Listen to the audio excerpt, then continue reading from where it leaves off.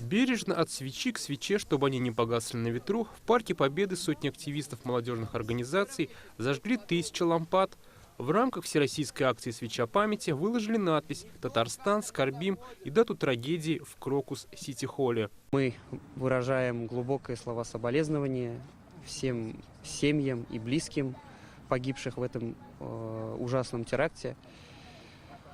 И, конечно, в такие моменты нам как никогда нужно объединяться и становиться еще сильнее. Подобная акция – это наша форма показать то, что нас не запугает, что мы одна страна, мы сопереживаем той трагедии, которая произошла, мы сопереживаем тем людям, чьи близкие пострадали, и мы все вместе, мы один народ. В акции принял участие и герой России Расим Баксиков. Почему решил принять участие в акции? Потому что, я думаю, вряд ли есть люди, которые считают, что это их не касается. Это нас всех касается. Это удар по нашим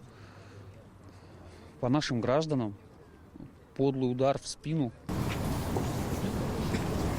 Погибших почтили минутой молчания и возложили цветы к вечному огню, где лампадами выложили слово «Помним». По последним данным, теракт унес жизни 137 человек и около 200 оказались в больнице. Среди погибших на сегодняшний день, по имеющейся информации, наших представителей нет. Были, конечно же, представители от Татарстана, как мы знаем, и депутаты Госдумы от республики, и простые жители республики. Кто был в этот день в Крокусе, но они, слава богу, кто-то успел уехать пораньше, кто-то благополучно эвакуироваться. Все эти акции памятные, которые проводим, это, конечно же, лишь там малая толика всего того, что мы можем сделать, чтобы высказать свою скорбь и выразить слова поддержки. У татарстанского пианиста и композитора Эльмира Низамова в Крокус-Сити-холле спектакль состоялся в четверг, за день до трагедии.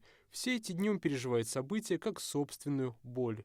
Ты такой узнаешь на следующий день, это потрясение. Это потрясение у всего мира, мне кажется.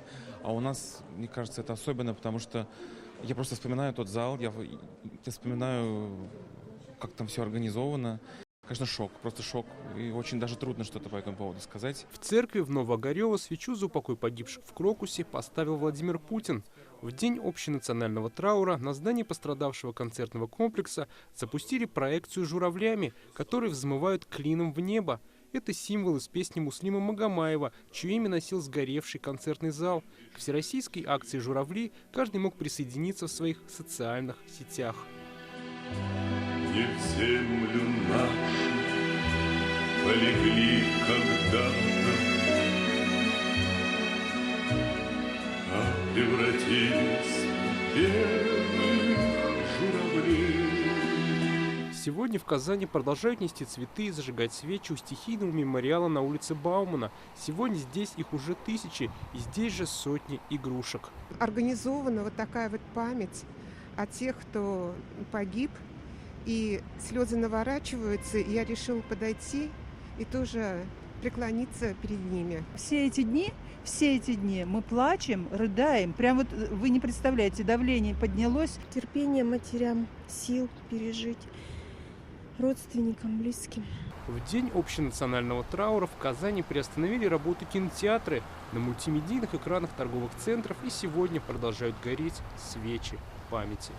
Дмитрий Арин, Алмаз Зейдинов, Данил Филатов, ТНВ, Казань.